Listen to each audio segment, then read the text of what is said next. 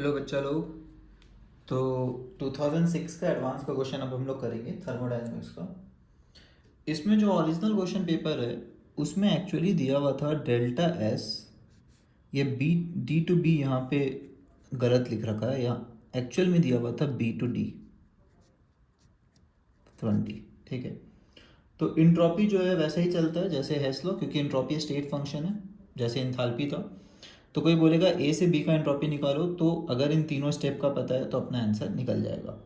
सो ए से सी दिया हुआ है, फर्स्ट स्टेप दिया हुआ है, सी से डी भी दिया हुआ है 30, और तीसरा जो दिया हुआ था इन्होंने, वो तीसरा अपने को दिया हुआ था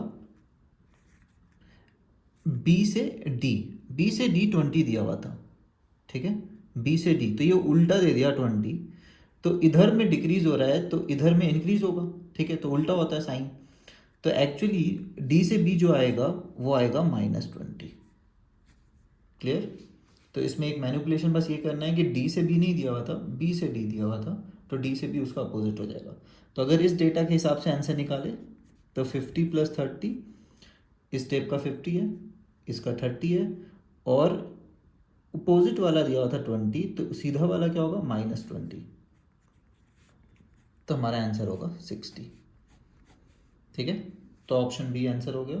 हाँ, अगर कोई डी से बी अगर किसी बुक में +20 दिया हुआ है, इन केस डी से बी अगर अपने को +20 दिया हुआ था, हमारे केस में -20 आ रहा है, अगर ये डेटा दिया हुआ है तो नॉर्मल होता, फिर तो क्वेश्चन बहुत ही सिंपल है ना, 50 + 30 + 20 = 100 है ना। उस केस में आंसर 100, तो दोनों ऑप्शन में था इनफैक्ट। तो ये मिसप्रिंटिंग है बहुत सारी जगह में।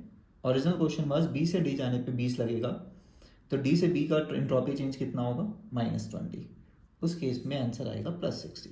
ठीक है, आई होप इट विल्स। तो मल्टीपल सोर्स में अलग अलग ऑप्शन दिया हुआ है, अलग अलग आंसर दिया हुआ है, कोई 60 बोल रहा है, कोई 100।